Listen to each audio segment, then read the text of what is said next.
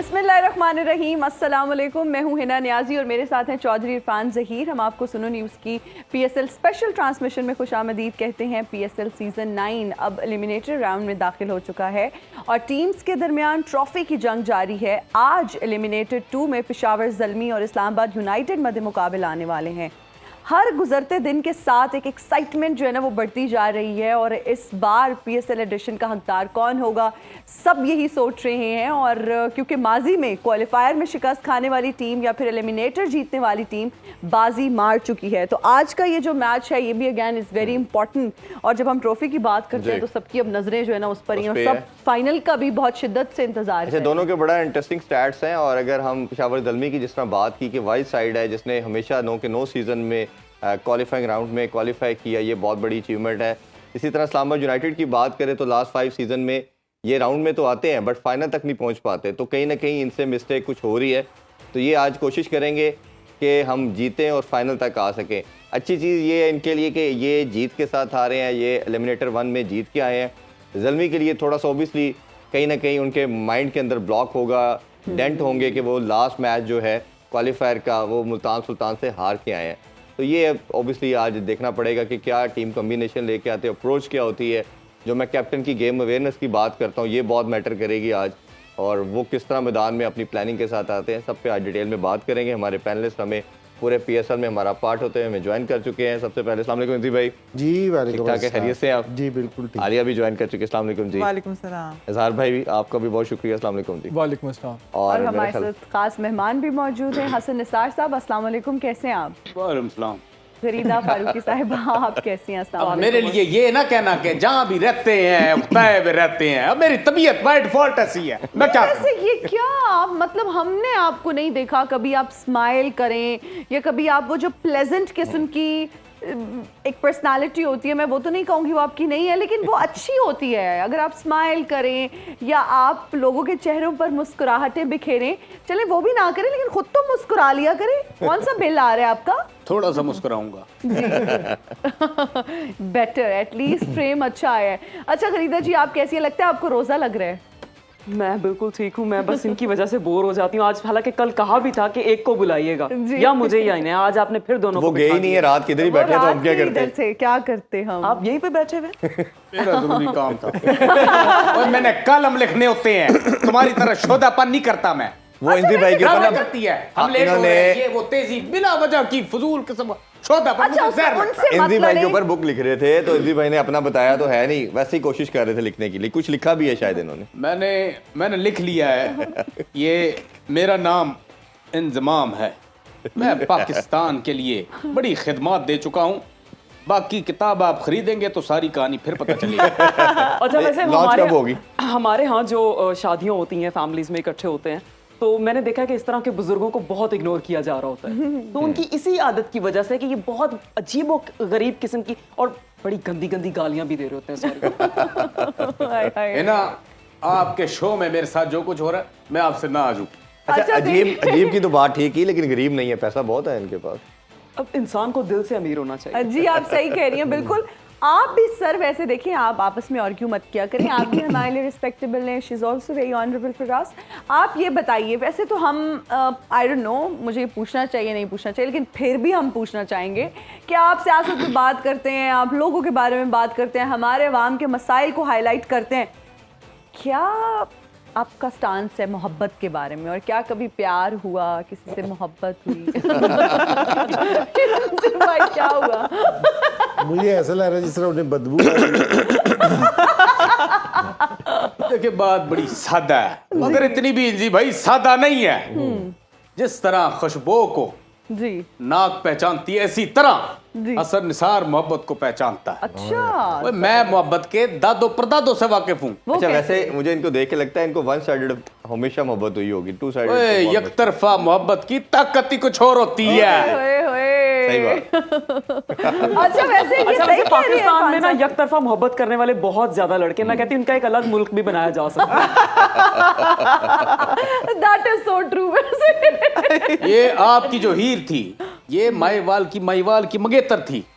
बाकी राजा जो है वो ससी के साथ चक्कर में था। बाकी ये जो लैला के लिए मजनू ने जो किया था, ये कुर्ता उसने उसके लिए नहीं फाड़ा, और ये उसने मीदा मरासन के लिए फाड़ा था। मिला हो जाए भी कहानियां बनाई हुई हैं। ये मीदा मिरासन खान से आ मुझे गई। नहीं पता, जाके आप देखें। मीता मरासन से याद है, आप जैसी लड़कियों को गांव में ना पिंकी पटास के नाम से लोग आज भी पटास वैसे जितने नाम इनको वैसे, दे दी है चुकी ना? है ना आपको, तो इस पे तो मेरा ख्याल है आप कलसूम, पूरा कैंची और पता नहीं कौन कौन। वैसे एक बात बताऊं, इरफान जैसा बंदा किसी छोटे से गांव में एज बंद होता है। बच्चे पहली बाइट ही लेके बोलते हैं, बाबा चाचा आपका बंद जो है वो बुरकी आपकी जो है वो खराब है। इरफान साहब को फायदा हुआ है उनको अपने रूम में बिठाने का। इसीलिए मेरा ख्याल है हम क्रिकेट पे चले जाते हैं। क्रिकेट में हम बात करते हैं। खरीदा जी से बस एक चीज पूछना चाहूंगी। पूछें जी, क्योंकि खराब असल- खिलौना होता है जी, पूछें। खरीदा जी आप ये बताइए कि औरत की डेफिनेशन क्या है आपके नजर? यार मैं यहाँ पर एक मिसरा कहना चाहूंगी कि अख दा चानन मर जावे ते नीला पीला लाल बराबर। औरत जो है ना वो इस दुनिया की, इस कायनात की रोशनी है। जी। बड़े खूबसूरत रूप है इसके, माँ है, बेटी है, बहन है। एक बड़ा भयानक रूप है। अब आप क्या करते हैं कि जब कपड़े धोते वक्त शौहर के जेब में से खासकर जब पैसे निकलते हैं, वो आज तक तारीख गवाह के किसी औरत ने वापस नहीं किए। तो बीवी का रूप जो है आई थिंक बहुत भयानक है मर्दों के लिए। जी बिल्कुल। इस पे तो मैं comment नहीं दे तो आपने सकती। लास्ट कल एपिसोड में भी आपने पूछा था इंजी भाई से पासवर्ड वाली बात, तो मैं जानना चाहूंगी कि इंजी भाई को कभी इन्होंने पैसे वापस किए भाभी ने? वो पहले कपड़े तो धोए।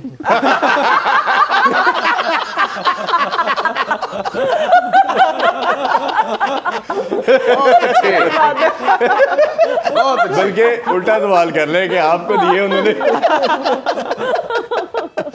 मेरा कहना क्रिकेट पे आते हैं। इंजी भाई, दोनों टीम के हवाले से अगर बात करें तो इससे पहले हम कल वाले मैच की भी थोड़ा जिक्र करना चाहेंगे।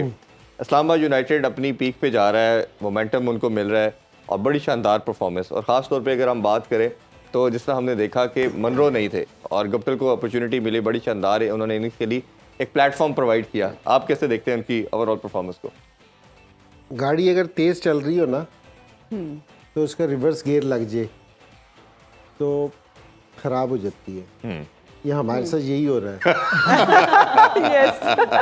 कहाँ जा रहे होते थे एकदम इरफान भी एक रिवर्स गियर लगाते हैं कि जी बताओ जी क्या हो गया उधर, हालात हाजरा क्या है। हमारा तो दिमाग ही नहीं आता उधर। जी आप सवाल पूछिए कि जी क्या हैं? सवाल ये था जी, इस्लामाबाद यूनाइटेड की परफॉर्मेंस बड़ी शानदार रही, 39 रन से विक्ट्री हासिल की, लेकिन एक चेंज करना पड़ी, फोर्स चेंज थी। मनरो शायद अपनी हैमस्ट्रिंग की वजह से नहीं खेल पाए, उनका परमानेंट मेंबर थे। बट जिस तरह आके गप्टिल ने हिल्स के साथ इनिशिएट किया, इनिंग स्टार्ट की और ख़ास तौर पे जो एक उनको प्लेटफॉर्म प्रोवाइड किया, उस हवाले से क्या कहेंगे? नहीं देखिए, ये हमेशा अच्छा होता है कि जी आपकी बेंच स्ट्रेंथ है ना मजबूत हो, आपको टीम बनाने में मुश्किल हो रही हो, तो ये सारों से अच्छा है। अब जिस तरह जल्मी के पास है ना, हमें ना मोहम्मद आरिस को 10 मैचों से चेंज कराने के चक्कर में उनके पास ऑप्शन नहीं है। तो यहाँ ये हमेशा से अच्छा रहा है कि शदाब के लिए ना कि बशर्ते कि जी किसको खिलाऊं, तो ये ऑप्शन ज़्यादा बेहतर है कि यार किसको खिलाऊं, क्योंकि जी वो भी फॉर्म में है, वो भी है। तो ये अच्छी चीज़ है इस्लामाबाद के लिए। और जिस तरह इस्लामाबाद जीता है ना, हमने पहले भी जिक्र किया था इस चीज़ का कि ये एक ऐसी टीम है जो अगर अपनी पोटेंशियल पे परफॉर्म करे ना तो ये मुल्तान को भी हरा सकती है, क्योंकि इस टाइम मुल्तान की टीम में ना एक कंप्लीट पैकेज लगता है, क्योंकि जी बॉलिंग भी उनकी कंप्लीट है, बैटिंग भी उनकी कंप्लीट है। ये वाइट टीम, जिस तरह हम जल्मी को भी देखते हैं ना, जल्मी का भी कि जी ऊपर से 2 लड़के परफॉर्म करते तो नीचे 3 नहीं परफॉर्म कर रहे, बिल्कुल ठीक है ना। हाँ, सारी इस्लामाबाद का भी यही था कि जी ऊपर 2 पे बहुत रिलाई कर रहे थे, मिडिल ऑर्डर, वो ये कोयटा की टीम मिडिल ऑर्डर नहीं परफॉर्म कर रहा था। मुल्तान की एक ऐसी टीम है कि जो टॉप से ना बॉटम तक है ना, अपने जो रोल उनके पास है वो बिल्कुल सही कर रहे हैं। तो ये इस्लामाबाद है जो दूसरा उनको डैमेज कर सकती है, बिल्कुल, क्योंकि जी इनके पास इस तरह की है। तो अब डिपेंड करता है कि जी ये किस तरह खेलते हैं। और पेशावर ज़ल्मी की भी टीम बहुत मजबूत है, सारी चीज़ों के बावजूद भी जब से उन्होंने 1-2 स्पिनर्स का एडिशन किया है ना अपनी टीम में, और अब वो थोड़ा सा एक और स्पिनर भी खिला सकते हैं। जी जहाँ जिस तरह की आज जिस तरह उसने परफॉर्मेंस दी थी ना कल, इसने इमाद वसीम ने, तो कल जिस तरह की परफॉर्मेंस दी है, तो उसके बाद अच्छा यहाँ एक ज़रा फ़र्क है। मैं जी दुबई में टेस्ट मैच हो रहा था, मैं टेस्ट मैच के लिए गया, तो उन्होंने फास्ट बॉलर खिला दिए थे 4। तो मैंने मिक्की से जाके पूछा, मैंने कहा इधर 4 फास्ट बॉलर खिला दिए, इतनी गर्मी में फास्ट बॉलर तो मर जाएंगे, 6 ओवर करने के बाद उनसे तो हिला नहीं जाना। कह रहे असल में मैं साउथ अफ्रीकन कोच रहा हूँ ना, तो मैं फास्ट बॉलिंग पे बहुत ट्रस्ट करता हूँ तो इसलिए मैंने ज़्यादा फास्ट बॉलर खिला दिए। सो यहाँ भी जो सी सेमी है, वेस्ट इंडीज वाले भी है ना, ये भी फास्ट बॉलिंग पे बहुत ट्रस्ट करते हैं। और ये सेमी है ना, शुरू से ना पेशावर ज़ल्मी के साथ रहा है, क्योंकि जी पहले ये एज ए प्लेयर खेलता रहा, कप्तान खेलता रहा, और फिर उसके बाद कोच आ गया। तो ज़ल्मी की अगर हिस्ट्री देखी जाए ना, तो ये 4 फास्ट बॉलरों के साथ कंफर्टेबल महसूस होते हैं। और ये इस दफ़ा एक इनका इमर्जिंग स्पिनर अच्छा आ गया, वरना ये स्पिनर पे रिलाई नहीं करते थे। और अगर अभी भी ना होता ना, तो ये साइम से ही सारे ओवर अपने करवा देते सारे, ठीक है ना। सो इनके लिए मुश्किल है, लेकिन मैं ये समझता हूँ कि आप अगर एक टॉप ऑर्डर में आप चेंज कर सकते हैं, आसिफ अली को डाल सकते हैं, और दूसरा ये कि जी आप अपना एक फास्ट बॉलर कम करके ना, जिस तरह इरशाद है आपने लास्ट मैच में खिलाया था, आप उसकी जगह एक और स्पिनर खिला, आरिफ याकूब को खिला सकते हैं। तो मेरे ख्याल में ये इनका अच्छा एडिशन होगा ज़ल्मी का। आलिया, जब हम शादाब खान की बात करते हैं और हम अगर बैटिंग की बात करते हैं तो उसमें तो अच्छा परफॉर्म कर रहे हैं फिर भी, लेकिन बॉलिंग में बहुत ज़्यादा स्ट्रगल कर रहे हैं और हम देख रहे हैं कि पूरे PSL में उनकी बॉलिंग जो है वो डिक्लाइन की तरफ मुसलसल जा रही है। अगर हम कल बात करें क्वेटा की, हमने देखा कि जब क्वेटा स्ट्रगल कर रही थी तो इन्हीं के स्पेल ने आके उनको मोमेंटम दिया, बिल्कुल। और हम अगर बात करें 4 ओवर्स में इन्होंने 42 रन दिए probably, which is too much. आप क्या कहेंगे, क्यों उनकी बॉलिंग जो है वो इतना डिक्लाइन का शिकार है और उसमें कोई इम्प्रूवमेंट नहीं आ रही? मुझे लगता है वो काम कर रहे हैं। उन्होंने अपनी एक प्रेस कॉन्फ्रेंस में भी बोला था कि वो अपनी बॉलिंग पे काम कर रहे हैं, तो एटलीस्ट वो मेरे ख्याल से एफर्ट कर रहे हैं, बट उनसे उस तरह से अभी डिलीवर नहीं हो पा रहा। थोड़ा सा लाइन लेंथ जो है वो उनका इशू है, थोड़े से मुंह में भी बॉल हो रहे हैं उनसे। तो जब T20 में 1-2 बॉल ही बुरे हो जाए तो वो आपका पूरा ओवर ही बुरा चला जाता है। जब आपको 1-2 शॉट्स ही आगे बढ़े तो फिर तो वो आपका पूरा ओवर कॉन्फिडेंस ही लो हो जाता है। तो ये फॉर्मेट छोटा है, तो आई थिंक जब ये बड़े फॉर्मेट में खेलेंगे तो आई थिंक वहाँ पे जो है वो मेरे ख्याल से ये बेहतर हो सकते हैं। अभी जो है ये बिल्कुल छोटा फॉर्मेट है और यहाँ पे वो कम बैक करने की कोशिश कर रहे हैं। उसमें वो जो बॉलिंग कर रहे हैं वहाँ पे अगर 1-2 बड़े शॉट्स लगते हैं तो वहीं से जो है वो उन पे ज़्यादा प्रेशर आ जाता है। ऑलरेडी वो बॉलिंग इतनी अच्छी नहीं कर रहे थे, तो इसलिए जो है वो प्रेशर ज़्यादा ले जाते हैं यहाँ पे। बैटिंग में वो थ्रू आउट अच्छा परफॉर्म कर रहे हैं और कोशिश कर रहे हैं कि बॉलिंग में भी डिलीवर करें, और हम दुआ करते हैं कि वो आगे जो है वो बेहतर परफॉर्मेंसेस दें बॉलिंग में। नहीं, आप इस्लामाबाद की मेंटोर है, वो भी इस्लामाबाद मैच देखने गई थी, आपने ये वाली बातें शदाब से की थी। मेंटोर है ना, मेंटोरिंग आपका काम जरा थोड़ा सा कि ये वाली बात उससे शदाब से करनी चाहिए थी। ये वाली बिल्कुल नहीं सर, वो पिचेस की बात सुनी नहीं है उसने, पिचेस की बात की थी। आपने उन्होंने तारीफ की थी बाबर आजम की, बाबर आजम ने आप लोगों का थैंक यू शुक्रिया अदा किया है। तो मेरे ख्याल में शादाब अगर आप सुन रहे हैं तो शादाब अब वो पता नहीं असली बाबर आजम है। आप एम्बेसडर हैं चूंकि उनकी, तो आप आई थिंक उनसे कम्युनिकेट कर सकते हैं और आपको करना भी चाहिए ये। नहीं, मैंने उनसे कम्युनिकेट किया था, बिल्कुल उनको मैसेज दिया था और उन्होंने सुना नहीं, ट्राई करने की कोशिश कर रहे हैं, वो लगे हुए हैं। वैसे बैटिंग में तो माशाल्लाह वो अच्छा कर रहे हैं, पर बॉलिंग में भी उनकी पूरी कोशिश है कि वो परफॉर्म कर सके। लेकिन शदाब सारी चीज़ों के अलावा शदाब ऐसा प्लेयर है कि अगर ये बॉलिंग अच्छी करे, क्योंकि ये बैटिंग भी अच्छी करता है और इसने 6-7 नंबर पे आके पाकिस्तान को काफी सारे मैचेस भी जितवाए हैं। और तीसरी चीज इसकी ये है कि ये फील्ड में है ना, अच्छा, बहुत एक्स्ट्रा ऑर्डिनरी फील्डर है, तो उसका भी बहुत फायदा है। ऐसे क्रिकेटर्स अगर परफॉर्म करें तो उससे पाकिस्तान टीम को ना बहुत फायदा होता है। अच्छा सर भाई, हम इस्लामाबाद यूनाइटेड की तो बहुत बात कर ली, थोड़ी कोयटा ग्लैडिएटर की भी बात करते हैं। कैप्टन चेंज हुआ, कोच चेंज था, शुरू के 3-4 मैचेस में हमें लगा कि शायद मुल्तान सुल्तान से भी बेहतर साइड है, बट सडनली हमने देखा, खासतौर पे कैप्टन की बात करें तो टोटल आउट ऑफ फॉर्म रहे। उसके अलावा भी 3-4-5 मिडिल ऑर्डर बहुत ही वल्नरेबल इनका रहा।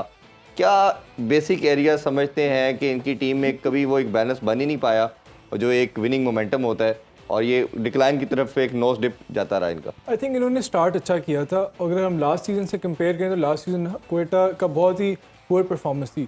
इस सीज़न उन्होंने अपनी टीम पिछले सीजन से काफ़ी हद तक इम्प्रूव की और कहीं ना कहीं उनका बैलेंस भी नज़र आ रहा था। जो उनका बॉलिंग लाइनअप था वो बड़ा बैलेंस था। उनके पास 3 अच्छे फास्ट बॉलर थे, हसनैन था, वसीम था और आमिर था, और स्पिनर्स भी अच्छे थे, अबरार है, अकील। बहुत ही शायद बॉलिंग लाइनअप के, अगर in terms of bowling lineup शायद उनका PSL का सबसे बेहतरीन बॉलिंग लाइनअप था। और अगर ऑन पेपर उनकी बैटिंग भी देखें तो जेसन रॉय को देखें या साउथ शकील के हम नाम ले, राइली रूसो को देखें, ये कोई आम प्लेयर नहीं है, बड़े अच्छे प्लेयर हैं। अनफॉर्चुनेटली सरफराज भी उनके पास थे, जो भी एक बड़े एस्टैब्लिश सीजन और बड़े वेटरन हैं, जिन्होंने हमेशा पाकिस्तान को भी रिप्रेजेंट किया और अपने क्वेटा को भी उन्होंने लीड किया बड़ा। तो ये बड़ा एक माइंड बॉगलिंग सी बात है कि इतने अच्छे बैटिंग लाइनअप के बावजूद, इतने अच्छे बैट्समैन के बावजूद वो उनका बैटिंग लाइनअप क्लिक नहीं कर सका। ये एक देखें जिस तरह बड़ी एक और बड़ी चंबे की बात है कि राइली रूसो पिछले साल मुल्तान के लिए वो he was sort of a cult hero, बड़ी इनिंग्स खेले थे, बड़े स्कोर कर रहे थे। क्वेटा के लिए वो आए, वो नहीं एडजस्ट कर सके, एक भी बड़ा स्कोर नहीं खेला। तो आई थिंक उनकी टीम को जो अगर वो बेहतर कर सकते हैं तो जो उनका बैटिंग ऑर्डर है, कोई उसमें एक ऐसा प्लेयर और इंडेक्ट कर सकते हैं जो समझे, जो थ्रू आउट द इनिंग्स करे, through out the innings pitch पे खड़ा रहे और उसके लिए बाकी प्लेयर्स खेलते रहे। बिल्कुल। इंजी भाई, जब हम इमाद वसीम की बात करते हैं तो कल न्यू बॉल से उनसे अटैक करवाया गया और उन्होंने 4 ओवर्स में 12 रन दिए और 3 विकेट्स भी ली। आप क्या समझते हैं कि एज सीनियर प्लेयर उनकी टीम में यूटिलिटी नॉकआउट राउंड की अगर हम बात करें तो आप किस तरह से देखते और मैन ऑफ द मैच भी रहे कल वो। एग्जैक्टली। नहीं, हम काफ़ी अरसे से ये वाली बात कर रहे थे कि वो नए बॉल से ना अच्छा बॉल करता है और इंटरनेशनल क्रिकेट में भी उसकी सारी परफॉर्मेंसेस, मेन परफॉर्मेंसेस है ना, वो ये कि नए बॉल के साथ हैं। और जितनी हम तवक्को कर रहे थे इस तरह की बॉलिंग की, हम उससे तवक्को कर रहे थे नए बॉल से, लेकिन हम इससे भी ज़्यादा तवक्को उससे बैट से कर रहे थे उसकी, क्योंकि जी वो स्कोर बहुत करेगा। या तो उसको है ना नंबर कोई ऐसा नहीं मिल सका कि जी वो शुरू में 7वें 8वें नंबर पे बैटिंग कर रहा था तो उसको इतने ओवर नहीं मिले। लेकिन मेरा ये ख्याल है कि ये लीग क्रिकेट का बहुत यूज़फुल प्लेयर है इमाद वसीम के, जिस टाइम है ना ये बैटिंग में भी बहुत ज़बरदस्त है और बॉलिंग में भी। लेकिन इसका थोड़ा सा एक एरिया है क्योंकि जी ये करता नया बॉल है, पुराने बॉल से ना इसको करने में जब भी देखा तो इसको मुश्किल हुई है। लेकिन जिस टाइम इसको इसकी मर्जी की कंडीशन मिलती है और वहाँ बॉलिंग करता है तो बहुत ज़्यादा ख़तरनाक बॉलर है ये। अच्छा अली, एक और इस्लामाबाद यूनाइटेड की सक्सेस के पीछे नसीम शाह का भी बहुत रोल है। हम देख रहे हैं कि 80-90% मैचेस में न्यू बॉल से उन्होंने शुरू में विकेट लेके दी। उनकी सक्सेस और उनका इस यूटिलिटी के लिहाज से आप क्या कहना चाहेंगे, कितना वाइटल प्लेयर है वो टीम के लिए? शुरू में जब वो आए थे तो मोमेंटम उनका इतना अच्छा नहीं लग रहा था, पहला मैच था आफ्टर इंजरी, तो जिस तरह से उन्होंने रिदम पकड़ा है वो बहुत अच्छी चीज़ थी। और इस्लामाबाद को उनसे नए बॉल से इस तरह का बॉलिंग अटैक चाहिए भी था, जो उन्होंने फिर वहाँ पे लाइन लेंथ जो कंट्रोल की और जो पेस से वो आए हैं तो वापस जो है वो दोबारा लग रहा है कि नसीम शाह जो है वो वापस आ गया है, तो वो अच्छी चीज़ है और ओवरऑल अच्छी चीज़ है, पाकिस्तान के लिए अच्छी चीज़ है। और उनकी लाइन लेंथ जो है वो बड़ा कंट्रोल बॉलिंग कर रहे हैं और विकेट टू विकेट रखा हुआ, वो ज़्यादा दूर नहीं बॉल करते। मैंने ये देखा कि वो बिल्कुल क्लोज बॉल खिलाते हैं, वहीं से उनको विकेट्स जो आ रही हैं वहीं से उनको विकेट्स मिल रही हैं, तो ये बड़ी अच्छी चीज़ है इस्लामाबाद के लिए। बिल्कुल। इजहार, हम आपसे जानना चाहेंगे अगर हम दोनों टीम्स में से इम्पैक्ट प्लेयर्स की बात करें, दोनों टीम्स के इम्पैक्ट प्लेयर्स आप क्या समझते हैं कौन है? देखिए, इस्लामाबाद को तो डेफिनेटली आज़म खान है। वो एक ऐसा प्लेयर है जब वो when he is on song दूसरी टीम को बिल्कुल वो एक ऐसी ज़बरदस्त तबाहकुन इनिंग्स खेलता है कि दूसरी टीम के लिए बहुत ही मुश्किल होता है उसे कम बैक करना। दूसरा अगर हम बात करें पेशावर की तो साइम अयूब, क्योंकि साइम अयूब जब अच्छा स्टार्ट देता है तो बाबर भी बहुत अच्छा खेलता है और एक ज़बरदस्त किस्म का प्लेटफॉर्म इस पेशावर ज़ालमी को मिल जाता है जिसकी बेसिस पे वो एक बहुत बड़ा टोटल खेल सकता है। और जहाँ शादाब की डिस्कशन हुई उसमें मैं थोड़ा सा पॉइंट ऐड करना चाहूँगा। मैंने नहीं क्या जी आप प्लीज कंटिन्यू करें। जो शादाब की बात हो रही थी, हमने देखा कई ऐसे प्लेयर्स थे जो जब इंटरनेशनल क्रिकेट में आए तो वो एज अ बॉलर आए, फिर आहिस्ता आहिस्ता उन्होंने अपने आप को चेंज कर लिया एज अ बैट्समैन, जिसमें एक स्मिथ के आपके सामने एज अ बॉलिंग ऑलराउंडर है, फिर उनको बैटिंग, फिर जिस तरह Shahid Afridi as a batting allrounder है, फिर आहिस्ता आहिस्ता उन्होंने बॉलिंग ऑलराउंडर पे। तो I think this is also this could also be a turning point in Shadab's career. And bowling में तो things are not working for him, वो कोशिश कर रहे हैं, लेकिन बॉलिंग में जिस तरह का उनसे हम एक्सपेक्ट करते हैं कि फ्रंट लाइन हमारा लेग स्पिनर होगा जो अगली टीम को प्रॉब्लम्स देगा, वो नहीं करा। लेकिन बैटिंग में वो अच्छा परफॉर्म कर रहे हैं, तो ये भी मैनेजमेंट को भी सोचना चाहिए कि अगर हम उनको एज अ इस तरह कल्टिवेट कर सकते हैं कि बॉलिंग ऑलराउंडर से उनको बैटिंग ऑलराउंडर हम कंसिडर करें और बैटिंग में तो वो कंट्रीब्यूट करें और उनके पास पोटेंशियल भी है और is someone who is good to be on the team as well. उन फील्डिंग अच्छी करते हैं, बड़ा पॉजिटिव एटीट्यूड होता है और बैटिंग में उनके पास हर तरह की शॉट है, वो कैमियोज ऐसे खेल सकते हैं जो T20 में आपके लिए बड़े प्रोडक्टिव हो सकते हैं। बिल्कुल आप सही कह रहे हैं और इसी बात पे हम अभी ब्रेक लेंगे, ब्रेक के बाद हाजिर होंगे। देखते रहिए स्पोर्ट्स ऑन PSL एडिशन।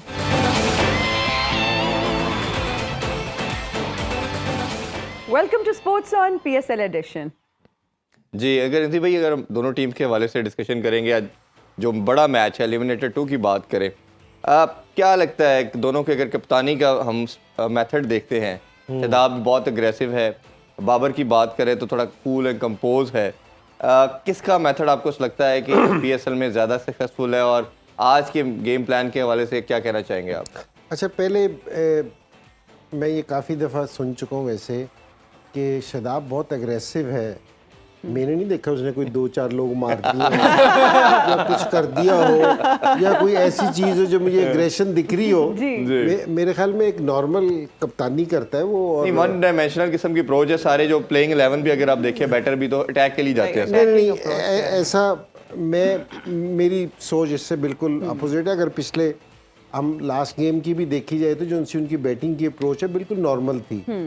ठीक है, अगर शुरू में जिस टाइम हम कर रहे थे ना कि ये 200 करेगा और ये फिर आउट हो गए, तो अगर आप इनकी सारों के ऊपर की जो परफॉर्मेंस देखें तो कोई भी एग्रेसिव नहीं थी कि जी अगर हम है ना सारों का देखें तो 47 बॉलों पे 50 था, किसी का कुछ बॉलों पे, कोई ऐसी चीज़ नहीं है। देखो, एग्रेशन है ना, राइट टाइम राइट डिसीजन लेने का नाम एग्रेशन है, मैं तो ये समझता हूँ। ये ना कि जी जरूरत ही ना हो तो आप एग्रेशन ही दिखाई जाओ।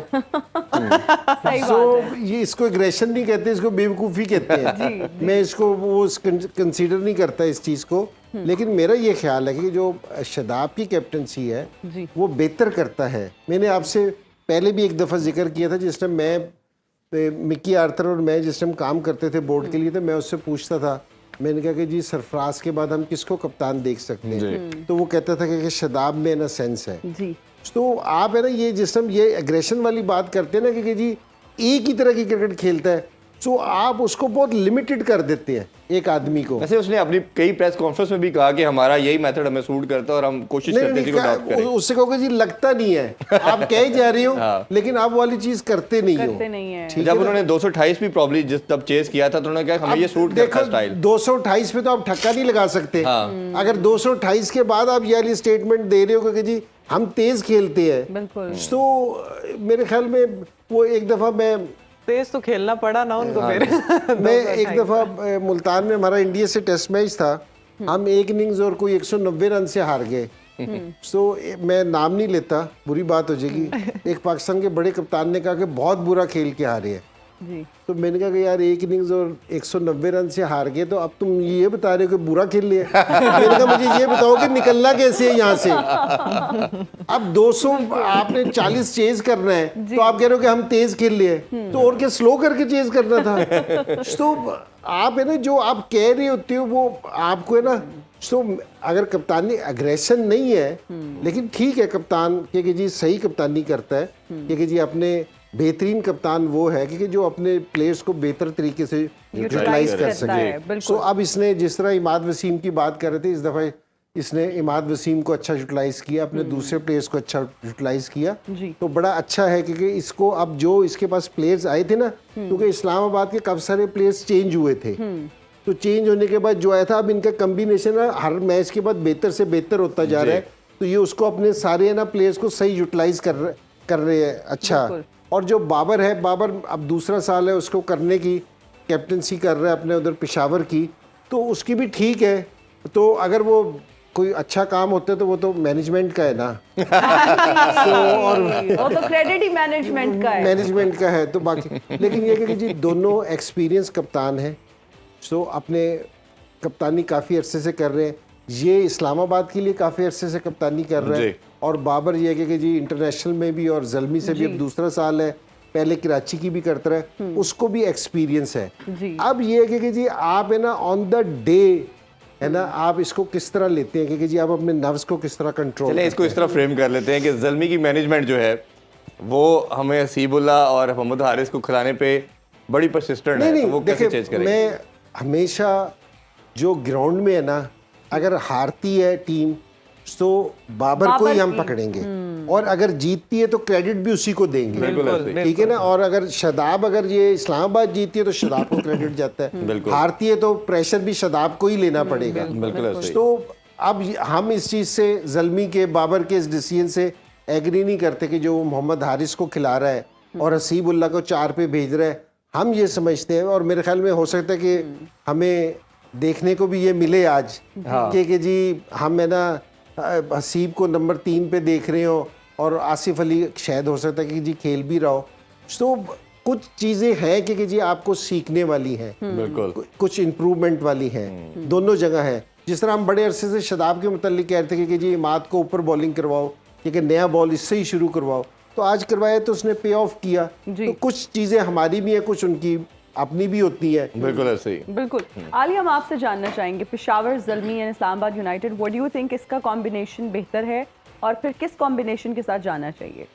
दोनों ही स्ट्रॉन्ग टीमें हैं और दोनों ही बेस्ट हैं और राइट टाइम पे जो है वो जिस तरह पेशावर ज़ल्मी ने पीक पकड़ी है तो वो भी बहुत फॉर्म में लग रहे हैं। उनके बैटर्स हो गए या बॉलर्स हो गए तो उनको इस चीज़ का भी एज है कि जिस तरह से आमिर जमाल की मैंने लास्ट टाइम बात की थी, उनका परफॉर्म करना एज एन ऑलराउंडर वो बहुत बेहतर हुआ है। मेहरान मुमताज़ के आने से फ़र्क पड़ा है उनको, तो बॉलिंग भी उनकी स्ट्रॉन्ग है, बैटिंग भी स्ट्रॉन्ग है। और अगर इस्लामाबाद की भी देखें तो इस्लामाबाद की भी डेप्थ तक बैटिंग है, 7 to 8 आई थिंक 8 नंबर्स तक उनकी प्रॉपर बैटिंग है जी। और बॉलर्स भी उनके पास पूरे हैं। अगर वो जैसे उन्होंने कल यूटिलाइज़ किया, इमाद को अच्छा यूटिलाइज़ किया, तो इसी तरह से अगर वो अच्छे तरीके से यूटिलाइज़ करेंगे प्लेयर्स तो आई थिंक दोनों टीम स्ट्रॉन्ग है और दोनों टीम को बेस्ट ऑफ लक बोलेंगे और हम मतलब कि ये वाला मैच जो है आज का मैच एंजॉय करेंगे इंशाल्लाह। लेकिन आप सपोर्ट किसको कर रही हैं, क्योंकि आप तो थ्रू आउट इस्लामाबाद मैं सही बताऊं, मैं मुझे आज मैं दिल दोनों और टीमों दिमाग को से काम लेने आज दिल और दिमाग वाला काम है। दोनों टीमें बहुत अच्छी हैं और दोनों टीमें फेवरेट हैं, तो दोनों टीमों को देखने का मजा आएगा। बिल्कुल। तो दिल किसके साथ है?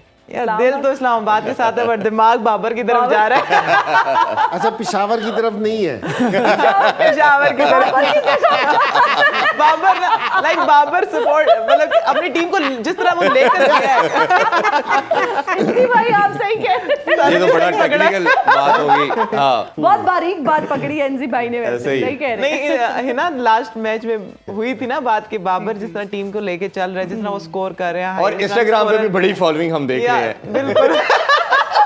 तो ऑब्वियसली कि बाबर का भी स्पोर्ट बनता है। बिल्कुल ऐसे ही है। जी सर भाई, अगर आपको भी इसमें हम इनपुट लेना चाहें तो आप क्या लगता है कि टॉस भी बड़ा वाइटल होना शुरू हो गया है, बट हमने देखा कि इस्लामाबाद यूनाइटेड ने टॉस का फ़ायदा लिया, 39 रन से विक्ट्री हासिल की कोयटा के अगेंस्ट। बट अगर दूसरे हैंड पे हम देखते हैं पेशावर ज़ल्मी का, तो उन्होंने भी टॉस जीता था बट वो बड़ा टोटल नहीं लगा सके। तो ये विनिंग मोमेंटम आप क्या समझते हैं, किसका बेहतर है और क्या लगता है आपको जो टीम टॉस जीतेगी वो क्या करेगी और क्या सेफ टोटल हो सकता है? देखिए, इस तरह की जो नॉकआउट मैचेस होते हैं उसमें नॉर्मली प्रेशर मैचेस में कुछ एक माइंडसेट होता है कि लोग कहते हैं कि runs on the board gives confidence to yourself. जब आपके पास रन्स ऑन द बोर्ड हो तो आप जब चेज़ कर रहे होते हो तो अंडर प्रेशर होने के चांसेस होते हैं, जो चेजिंग टीम के लिए मुश्किल होता है चेज़ करना। चेजिंग का अपना प्रेशर होता है नॉकआउट मैचेस में। गिवन द फैक्ट मेरे ख्याल में तो दोनों टीम्स प्रेफर करेंगी पहले बैटिंग करें। हमने देखा भी है पेशावर ज़ल्मी प्रेफर करते हैं कि पहले बैटिंग करो, एक बहुत बड़ा टोटल बोर्ड पे पुट करते हैं जिसको दूसरी टीम के लिए चेज़ करना नामुमकिन हो। और मेरे ख्याल में जो मैच है आज वाला, इसमें जो मैचअप्स बड़े इंपॉर्टेंट है। एक तो ये कि पेशावर ज़ल्मी का जो पावर प्ले है और उसमें इस्लामाबाद यूनाइटेड की बॉलिंग कैसे होगी। आपने देखा है कि लास्ट मैच में इमाद वसीम आए, फिर नसीम शाह आए, तो उन्होंने कोयटा को 5 विकेटें ले ली पावर प्ले में। और जबकि पेशावर ज़ल्मी का जो पावर प्ले का जो स्टार्ट होता है साइम और बाबर का, वो उनकी इनिंग्स के लिए बड़ा क्रूशल होता है क्योंकि मिडिल या जो उनका मिडिल ऑर्डर वो थोड़ा हिट एंड मिस है। तो अगर तो इस्लामाबाद यूनाइटेड पेशावर ज़ल्मी को पावर प्ले में कंट्रोल कर लेती है, उनकी विकेट्स ले लेती है 2-3, और वो कैपेबल भी हैं इसके। माद वसीम में उनके पास हुनैन है, नसीम है, जो कि अच्छे पावर प्ले बॉलर्स हैं। This is going to be very important for Islamabad. जब इस्लामाबाद की इनिंग्स में जो उनका मिडिल ऑर्डर है इस्लामाबाद का, वो हिट एंड मिस है। आपने देखा कि लास्ट मैच में 93 for 1 से वो 174 पे लेके गए, ज़्यादा नहीं कर सके। ये इंपॉर्टेंट है कि पेशावर ज़ल्मी उनके मिडिल ओवर्स में, जो पेशावर ज़ल्मी के पास आमिर जमाल है या मेहरान मुमताज़ है या सलमान है या खुरम है, जिससे भी वो जाते हैं, वो कैसे कंट्रोल करते हैं इस्लामाबाद के मोमेंटम। क्योंकि अगर इस्लामाबाद के बैट्समैन अगर खड़े हो जाएं, जिस तरह आज़म खान है, वो बिल्कुल डिस्ट्रॉय कर सकता है अगली टीम को, या आसिफ अली है, उसके पास पोटेंशियल है। हाँ, वो बिल्कुल ऑब्वियसली देखते हैं आज के क्या मोमेंटम के साथ हैं, प्लेइंग 11 क्या होती है। अभी छोटा सा ब्रेक लेते हैं जी, ब्रेक से वापस आके डिस्कशन को मजीद कंटिन्यू करते हैं। Stay with us.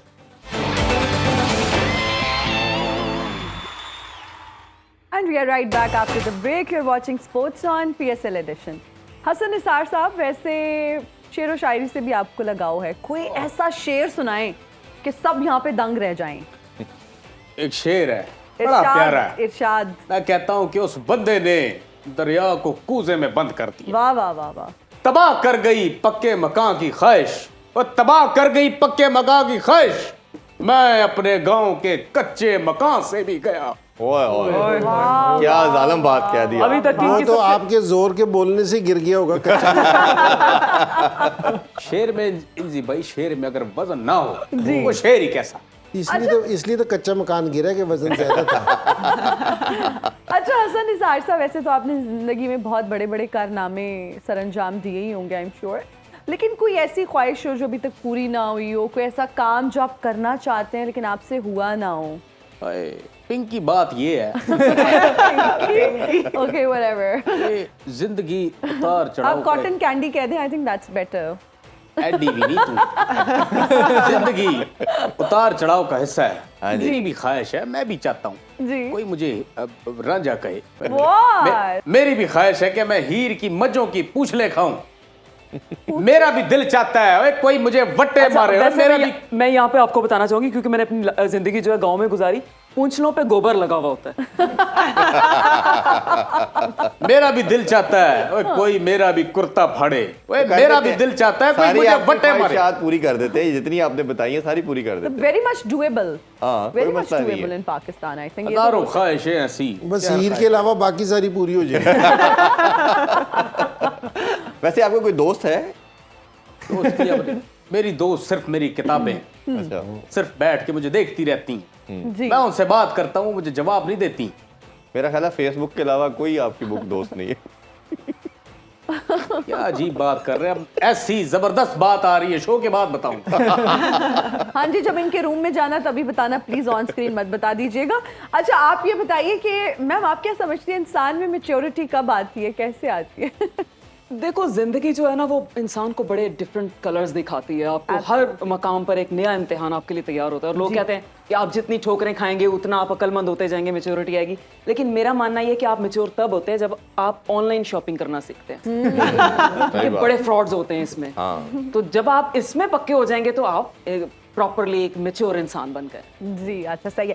अच्छा हम ये भी जानना चाहेंगे, वैसे तो बहुत पर्सनल सवाल है लेकिन फैंस देखें आपसे मोहब्बत करते हैं और पूछना चाहते हैं आपकी ज़िंदगी के बारे में, आपको कभी मोहब्बत हुई है? नहीं, इसमें माइंड करने वाली क्या बात है। मोहब्बत एक इंसानी फितरी अमल है, चले, शुक्र तो वो हो जाता है, वो it's not a big deal.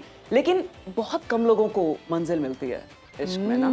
और आपने सुना होगा कि इश्क में जो डूब जाता है वो तो आपको आशिक कहलाता है, जी। महबूब कहलाता है। लेकिन कभी ये किसी ने सोचा है जो तैरता जा रहा है मुसलसल वो क्या कहला रहा है? नहीं, वाकई ये तो हमने सोचा ही नहीं। वो सैलाब में आया हुआ लेला। नहीं, वो शौहर होता है। बिल्कुल। वैसे सही कह रहे हैं। ये वाली बात इरफान को समझ आई। कह रहे बिल्कुल ठीक है, सही है। सही है, बिल्कुल उन्होंने एग्री किया है। इरफान इंजी साहब, भाई, सही है। इंजी भाई मेरा क्रिकेट भी आते हैं। क्या आपको लगता है इंजी भाई विकेट जो कराची की है, एक किसी मैच में हम देख रहे हैं बहुत स्लगिश बिहेव करती है, बॉल बैट पे नहीं आती, डबल पेस के साथ आती है, कभी हम देखते हैं थोड़ी इंप्रूव्ड होती है, शॉट्स लगना शुरू होती हैं। ओवरऑल आप सेटिस्फाइड हैं इस पिच के लिहाज से और आपके ख्याल में क्या टोटल हो सकता है?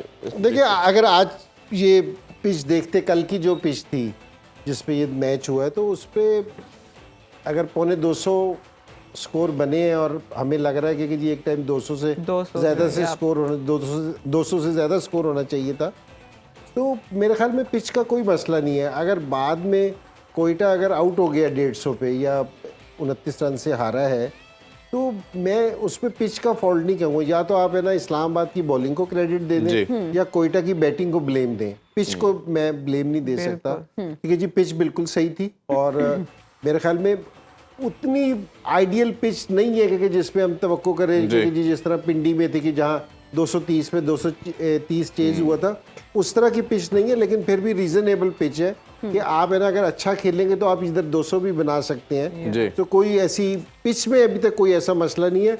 और जो टॉस भी है तो मेरे ख्याल में जो टीम भी अच्छा खेलेगी वो जीतेगी। डजंट मैटर कि जी आप पहले खेल रहे हैं या बाद में खेल रहे हैं, बिल्कुल। तो आपको अच्छा खेलना जरूरी है यहाँ। तो ये दोनों के लिए मेरे ख्याल में इवन है, तो कोई ऐसी बात नहीं है। ठीक है आलिया, हम आपका भी ओपिनियन लेना चाहेंगे। जैसा सेंजी भाई ने कहा जो भी टीम अच्छा खेलेगी वो जीतेगी।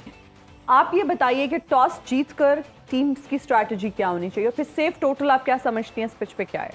मुझे लगता है जो टीम टॉस जीतेगी अगर वो पहले बैटिंग करे और एक अच्छा टोटल सेट करे, आई थिंक 200 के अराउंड, तो फिर जो है वो चेस करना थोड़ा डिफ़िकल्ट हो सकता है इस पिच पे, क्योंकि ये बिल्कुल बैटिंग ट्रैक भी नहीं इसको कह सकते, बट अच्छा पिच है।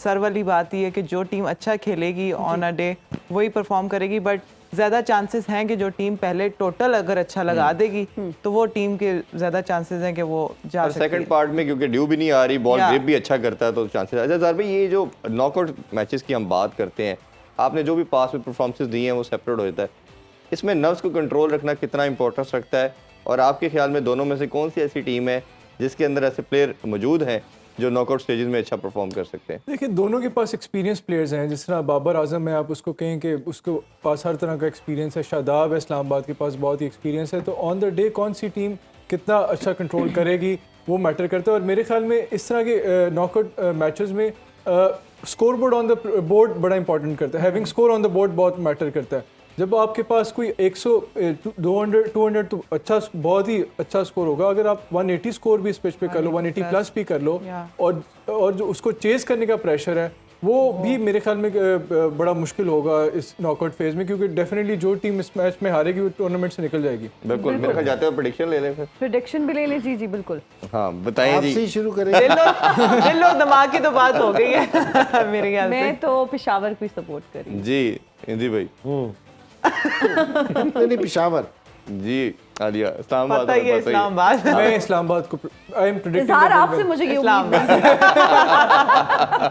तो ठीक है इजहार, मुझे भी लगता है कि इस्लामाबाद का ना मोमेंटम थोड़ा सा बेहतर है, विक्ट्री के बाद आए, कॉन्फिडेंस थोड़ा हाई होगा, और ज़ल्मी थोड़ा सा ओबियसली लास्ट डिफीट के बाद डाउन होगी। ये देखते हैं कौन अच्छा परफॉर्म करता है। किस वजह से, क्या थोड़ा सा रीजन लास्ट मैच हारे थोड़ा सा हैं। अगर शो का टाइम खत्म हो गया, रात वाली अगर किसी से ये पूछा जाए ना कि भाई आपने इस्लामाबाद को पसंद किए तो क्यों पसंद क्यों किया? पसंद किया? ये क्या रीजन भी तो वजह है? दो। Exactly. आप अगर नहीं पसंद एग्रेसिव करें अप्रोच की वजह से अच्छा खेलने की वजह से।